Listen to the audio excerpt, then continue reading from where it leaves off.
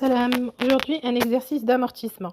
Système linéaire et système dégressif. Donc, c'est un style d'examen.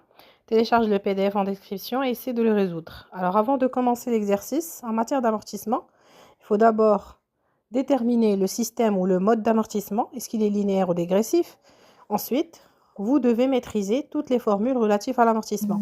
Le taux, c'est 100 sur la durée. Ou bien la durée, c'est 100 sur le taux. La dotation, si elle est linéaire, c'est la valeur d'origine fois le taux fois petit n sur 12. Le petit n, c'est le nombre de mois d'utilisation pendant l'année. Dotation dégressive, ça ne va pas être la valeur d'origine, ça va être la VNA fois le taux fois petit n sur 12.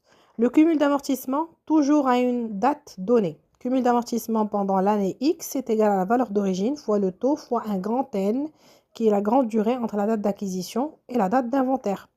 La VNA à une date d'inventaire égale la valeur d'origine moins cumul d'amortissement à la même date d'inventaire. Dernière formule à connaître, c'est la VNA qui est égale à 0 quand l'immobilisation est totalement amortie.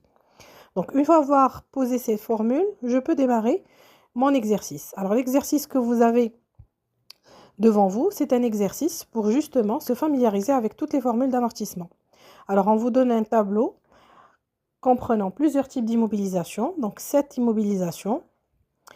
Et dans ce tableau, donc, les cases jaunes sont à compléter. Première question, trouver les taux, durée, valeur d'origine ou bien la date d'acquisition qui manque.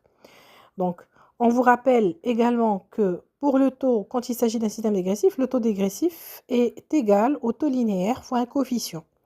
Donc, astuce, il faut comprendre ou il faut maîtriser par cœur les coefficients. Donc, ils sont au nombre de 3, 1,5, 2 et 3. Et attention au prorata temporis pour toute acquisition qui se fait en cours d'année. Donc, deuxième question, établissez les 3 tableaux d'amortissement. On vous demande le tableau d'amortissement du matériel de transport qui est un mode linéaire, le tableau d'amortissement de O1 qui est un mode dégressif et le tableau d'amortissement de O2 également en mode dégressif. La différence entre O1 et O2, si vous remarquez bien, c'est la date d'acquisition. O1 a été acquis le 1er janvier, donc utilisé toute l'année 2018, qui est l'année d'inventaire. Par contre, O2 a été acquis en milieu d'année, en mois d'avril. Ça veut dire ici, je fais attention au prorata temporis de 9 mois. Donc attention, quand vous établissez le tableau d'amortissement, de basculer vers le linéaire. Donc vous avez une technique particulière pour savoir à quel moment je reviens au linéaire. Pour revenir au linéaire, vous avez une technique. Si vous avez besoin de cette technique, vous mettez technique en commentaire et je vous explique dans une nouvelle capsule. Troisième question, enregistrer toutes les dotations au journal au 31/12/2018 à l'inventaire. Pour cela, je vais devoir utiliser les comptes 6191, 6193 et au crédit les comptes 28 qui commencent par 28. Donc voilà, prenez une feuille, essayez de résoudre avant de regarder le corrigé et écrivez-moi correction en commentaire. Plus on est nombreux, plus vite je publie la correction.